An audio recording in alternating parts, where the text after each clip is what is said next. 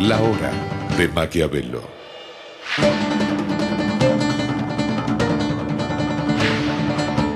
Para conocer a los que están detrás del poder.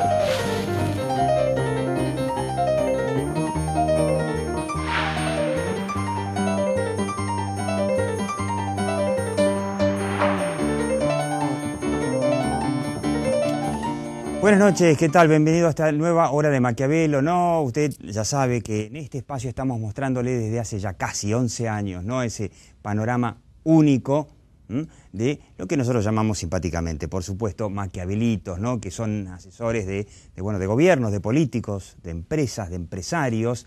Y antes que nada, feliz 2013, o por lo menos que le sea leve, porque va a ser un año muy movido en lo político y en lo económico. En lo político ni le cuento. Y ya empezamos, quiero mostrarle la tapa de la nueva edición, de la nueva revista Imagen.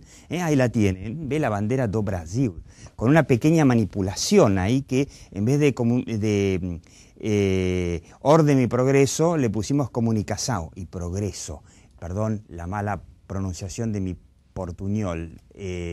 Me voy a parecer a Guillermo Moreno hablando en portugués. ¿Por qué comunicación de progreso? Uno de nuestros temas, yo diría favoritos, quizá uno de los más tristes de la obra de Maquiavelo, es la comunicación o la incomunicación de los empresarios. De los empresarios argentinos se podría decir que de todo el silencio que empezó allá por el 2003, podríamos decir que el 2012 fue el año de mayor silencio de todos. Y nos preguntábamos por qué en Brasil. ¿Por qué en Brasil? En donde, primero, en los 90 gobernó un sociólogo famoso que se llamaba Fernando Henrique Cardoso y que había escrito un libro que siguen hoy todavía muchos de los principales intelectuales que están en el gobierno de Cristina Fernández de Kirchner, que postulaba lo que se llamó la teoría de la dependencia, en donde decía que los países pobres somos pobres por culpa de los países ricos y que Estados Unidos tiene la culpa de nuestras miserias. Cuando Fernando Henrique Cardoso llegó al poder, ¿saben lo que dijo? Me equivoqué. Hizo todo lo contrario. Después vino Lula, sindicalista marxista, ¿no? Sindicalista de bandera roja, la hoz y el martillo. Llegó al poder acompañado por un empresario, hay que decirlo, como vicepresidente, y dijo, si a Fernando Henrique Cardoso en el tema económico le fue bien, vamos a seguir haciendo lo mismo. ¿Quién vino después? Dilma Rousseff. Dilma Rousseff, también del partido del PT, partido originalmente también socialista, una exguerrillera de verdad, ¿no? No de relato, sino de verdad, de haber portado armas, andá a saber si no mató a alguien. ¿Qué hizo Dilma, la exguerrillera? Dijo, sigamos con la misma línea. Y ahí está Brasil creciendo. Brasil en los últimos 15 años incorporó más gente a la clase media que toda una república argentina junta.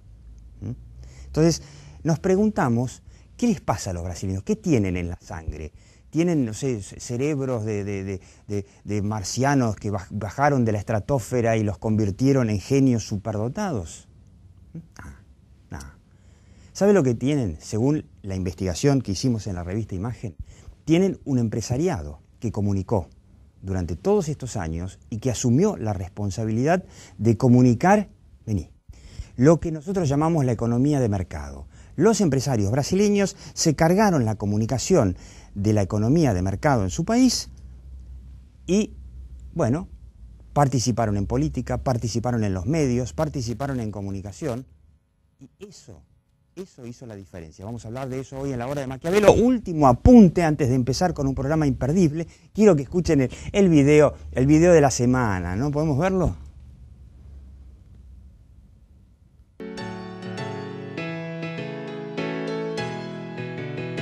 José Luis es el nombre de la historia, Jorge el apellido de San Juan. La desidia murió con el aliento de una voz que fue tiento del se puede, militante del Una voz progreso. que fue tiento del se puede. Bueno, ¿Qué significó para mí este video? ¿Qué significa para la obra de Maquiavelo? Más allá de que es un papelón, un bochorno, significa que hoy las redes sociales, si bien, como le decimos aquí en la obra de Maquiavelo, nada reemplaza a la televisión, en parte a la radio, nada lo reemplaza, pero las redes sociales se convirtieron de alguna forma en un medio por el cual las locuras, las ridiculeces de los políticos, sobre todo en regímenes autoritarios, no pasan.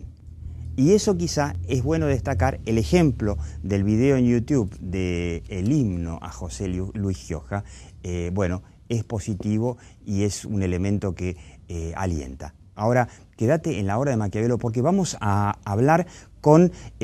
permíteme presentarlo de esta manera. Vení.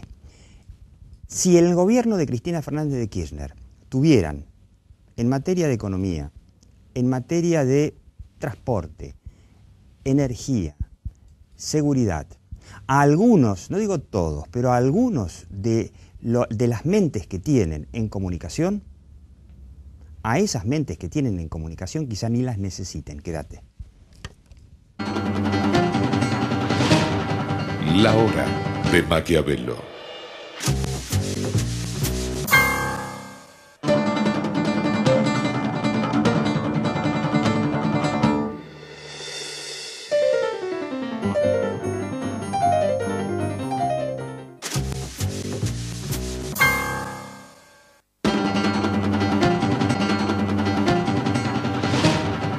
La hora de Maquiavelo. Bueno, usted está viendo a Mario Riorda. Mario Riorda es uno de los gurúes, pocos gurúes que trabajan, entre otras cosas, y digo entre otras cosas porque trabaja en muchos países, para el gobierno de Cristina Kirchner o para gobiernos afines a Cristina Kirchner. Y una de las tantas novedades es su último libro. A ver si lo podemos mostrar, más o menos.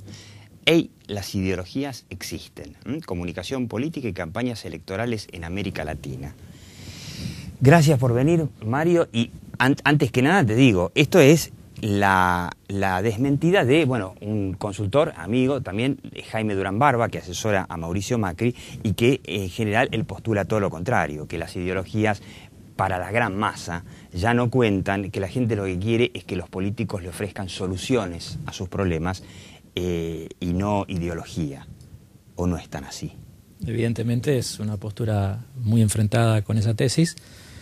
No creo que la gente esté buscando una ideología, sino básicamente soluciones. Lo que pasa es que las soluciones vienen pensadas generalmente de posturas ideológicas, y lo cierto es que muchas veces lo que hay es una falta de comprensión de saber qué se entiende por ideología, ¿no?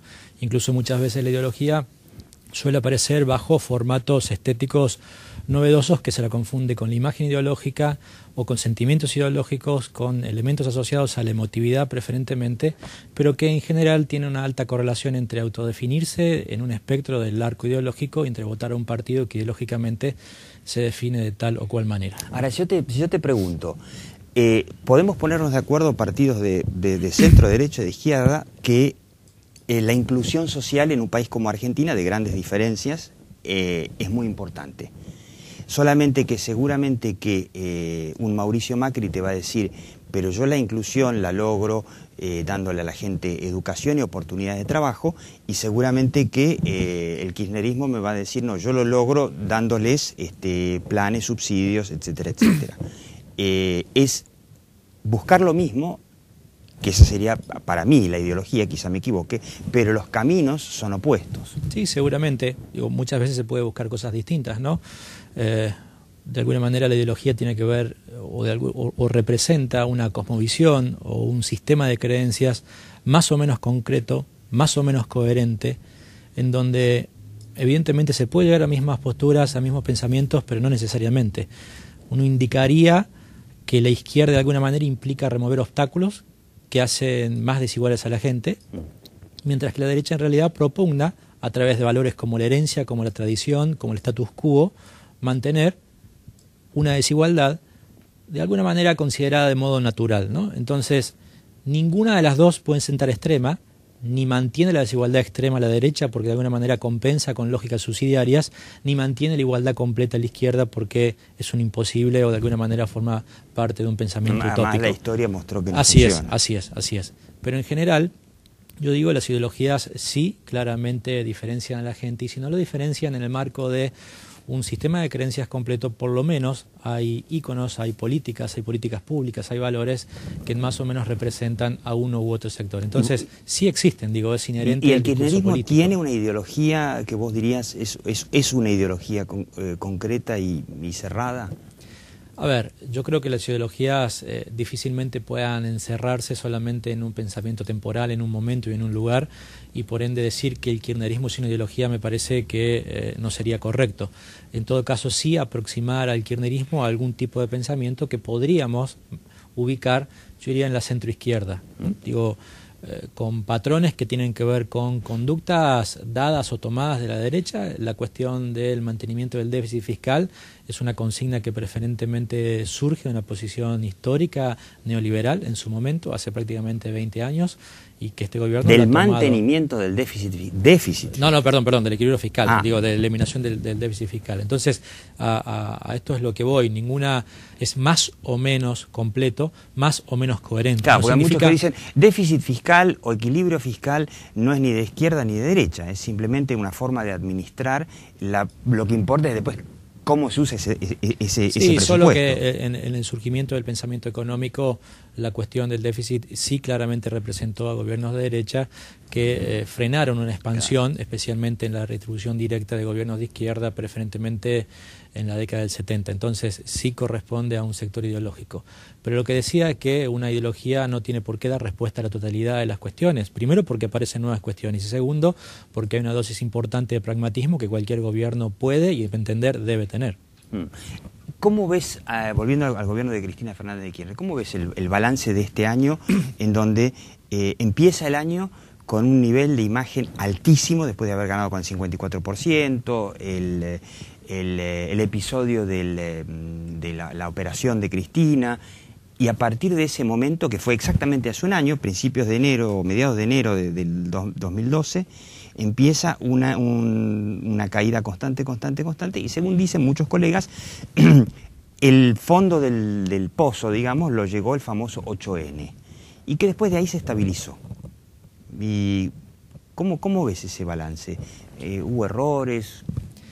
A ver, es verdad que sí ha caído, particularmente luego de ganar, ha llegado a pico de popularidad del 75 y 76% de imagen positiva, medida siempre con opciones o con la ausencia de opciones intermedias o regulares, para que se entienda cómodamente, y ha llegado a valores entre el 50 y el 55%. Una cosa importante que ha sufrido de alguna manera el votante kirchnerista es que se ha estratificado. ¿Qué significa? Que no es tan transversal como en otros años, particularmente en el momento de la votación. Hoy es más un núcleo más cerrado dentro de lo que sería una clase baja, media baja. Así es, exactamente, mayoritariamente en ese sector, lo cual implica que hay alguna deformación, no tan solo en las encuestas, sino en el modo de medirlo. Cuando el voto se estratifica y pierde la transversalidad, puede que haya distorsiones, y de hecho las hay entre encuestas telefónicas y encuestas domiciliarias. Cuando uno trabaja... Siempre dicen que la encuesta telefónica en determinados distritos, sobre todo conurbano bonaerense, puede no ser tan preciso por la falta de teléfonos. O en el norte argentino también, no. Diego, pero esto solamente uno lo puede evidenciar cuando hay un voto estratificado. Si hay un voto muy transversal, evidentemente las diferencias suelen ser muy pocas, como pasó en la elección del 2011. Entonces esto implica que hubo un descenso aproximadamente de 20 puntos, pero que lo ubica en valores entre el 50, el 55, el 56% en encuestas domiciliarias, y todavía el sistema argentino, aún con el descenso del oficialismo, está, yo diría, asignado por un... O sea que vos dirías que, según las mediciones de ustedes, Cristina, a pesar de todo, todavía está más en este sentido, positiva, yo veo encuestas de opositores y veo encuestas del oficialismo. Más positiva, ¿sí?, que negativa. En las encuestas domiciliarias más positiva que negativa, en las encuestas telefónicas igual, o en todo caso un leve diferencial negativo, ¿sí? Pero todavía creo que el sistema político argentino se nutre de un multipersonalismo inestable, con un liderazgo preponderante. Ese liderazgo preponderante... O sea, del otro lado de Cristina no hay nada. Así es, personas en todo caso, pero que en términos de competitividad electoral todavía no llegan a ser competitivas. Para que entendamos a qué le llamo competitividad, Para que tengas idea, se decía que un país no era competitivo en la medida en que la distancia entre el primero y el cuarto en una elección no superaba los 20 o 25 puntos. Sí, claro, bueno, aquí la distancia entre el primero y el cuarto... abismal. Exacto, llegó a los 39 puntos. Pero es interesante porque todavía sigue siendo poco competitivo en una hipótesis, a mi entender es solamente una hipótesis de ficción, de ella como candidata. De ninguna manera estoy insinuando y quiero ser claro. Después te voy a preguntar si consigue, si le pueden llegar a dar los números para conseguir la reforma. No, pero quiero ser categórico. Hoy en estos números yo creo que no, definitivamente. Por eso digo, en esa hipótesis sigue siendo la mejor candidata, con, yo diría, valores bastante cercanos a lo que en algún momento en el 2010 se especulaba, con valores entre el 35 y el 40%, pero todavía con una ventaja entre 15 y 20 puntos al mejor segundo, que sigue siendo Wiener, lo cual no implica que el mejor segundo en términos de votos, que es Wiener, sea visto como el opositor más importante. El opositor más importante es Macri. En todo caso puede ser Moyano, pero en el mejor de los casos el opositor más importante es la Nata. Y esto es muy importante también para analizar el sistema de partidos, porque cuando uno define de alguna manera a un sistema como multipersonalista inestable, y no tiene ironía en esta definición, de alguna manera... No, la Nata no va a ser candidato, claro. Exacto, no va a ser candidato. Entonces, lo que hace Moyano puede ser candidato, pero evidentemente no tiene los votos hoy. Entonces, lo que hace es que los grandes confrontadores del modelo no son competitivos electoralmente, ¿no? Esto es un verdadero problema. Moyano para no puede ser, así es. La Nata no va a ser, obviamente. ¿Qué tema ¿no? Perdón, y entonces lo que se ha dado en el sistema político argentino, particularmente para diferenciarlo de hace un año atrás, es que tanto el oficialismo como la oposición han descendido en sus preferencias. Uno ocupa un tercio solamente congregado en una figura, o en un partido con una figura, o en una figura con un grupo de partidos o coaliciones, que es Cristina. Hay un tercio que más o menos está distribuido entre varios opositores, y hay un tercio electorado que está en un estado especulativo. Mayoritariamente ha votado el oficialismo, hoy no se sabe, y que de alguna manera se verá qué sucede en las próximas elecciones. Ahí viene mi pregunta. ¿Qué puede hacer? Supongamos, y este es mi punto de partida, porque la mayoría de los economistas dicen que el 2013 puede ser mínimamente mejor económicamente, pero que no va a haber una gran diferencia, o sea, no va a haber el regreso al 2011 en lo económico. ¿Qué puede hacer Cristina? Y una de las preguntas que contesta un experto en comunicación, como Mario Riorda, es: vimos que 2012 fue el año de las cadenas. O sea, a Cristina le gusta aparecer, le gusta hablar, le gusta estar en público, pero nunca tanto como el 2012. 2 cadenas oficiales por semana, pero más las apariciones, digamos, no en cadena, pero prácticamente, de hecho, eran encadenadas porque las mostraban todos los canales. Era prácticamente todos los días. Y el resultado en paralelo fue esa constante caída de una imagen fabulosa a una imagen mucho más baja. ¿Qué le recomendarías? ¿Aparecer, no aparecer, aparecer menos?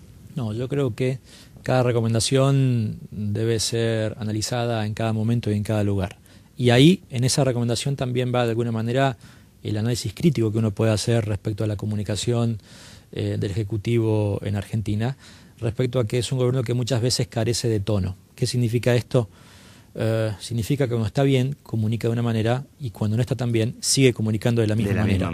¿Qué significa o qué efectos prácticos trae esto? Muy sencillo, que cuando le va bien, le va realmente muy bien, claro, pero cuando le va mal, le va bastante más mal. ¿Y los silencios de Cristina, por ejemplo, después de la tragedia de 11, después de los saqueos, pausas que se notan en una presidenta que habla todos los días? Una pausa de una semana es una pausa muy larga, que no es nada para un político normal, pero... No es tan solo para Cristina, para cualquier político, cualquier exceso, a mi entender, es contraproducente, sea porque uno esté demasiado presente en la agenda diaria o sea porque uno esté demasiado ausente en la agenda diaria. Evidentemente lo que no puede haber es enormes discontinuidades, enormes disrupciones, porque claramente no solamente la oposición, sino la prensa y de modo indirecto la ciudadanía pone la lupa respecto al mucho hablar o al poco hablar. Claro. Entonces, las disrupciones o los cambios disruptivos son contraproducentes. Porque la dosis tiene que mantenerse de una manera pareja, ¿no? A ver, esto no es una campaña electoral. Un gobierno dura 4 años en Argentina y 6 en otros países como en México.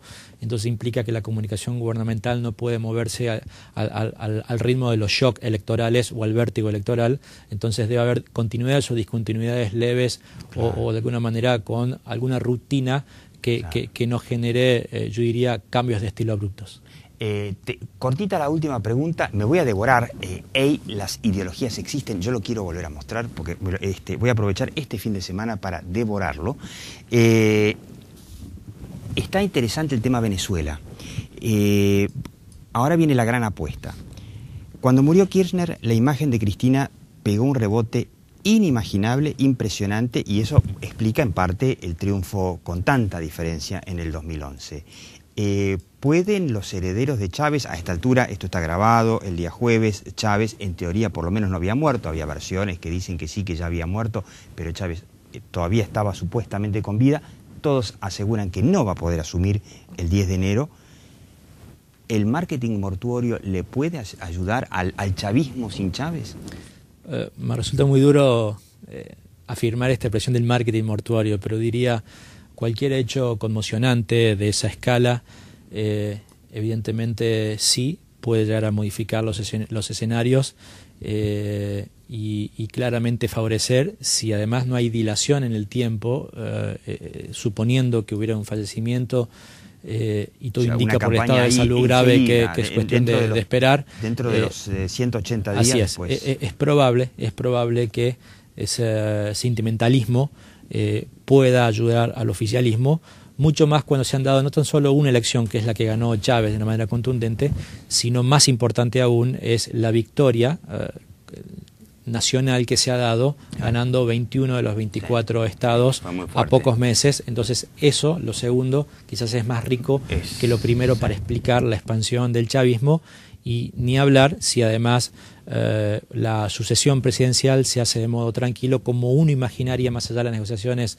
hacia adentro de la cúpula, pueda sucederse. Y esperemos que no haya un golpe militar en Venezuela. Mario Riorda, usted lo escuchó, el hombre, un verdadero gurú, y es un lujo haberlo tenido aquí en la hora de Maquiavelo. En el próximo bloque, la incomunicación empresaria y por qué los empresarios, o les conviene a los empresarios cambiar. No te vayas.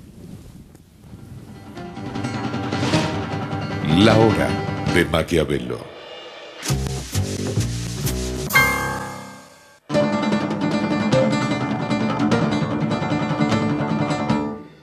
Producir más, conservar más, mejorar la calidad de vida. Ese es nuestro compromiso de agricultura sustentable. Y para eso trabajamos todos los que hacemos Monsanto.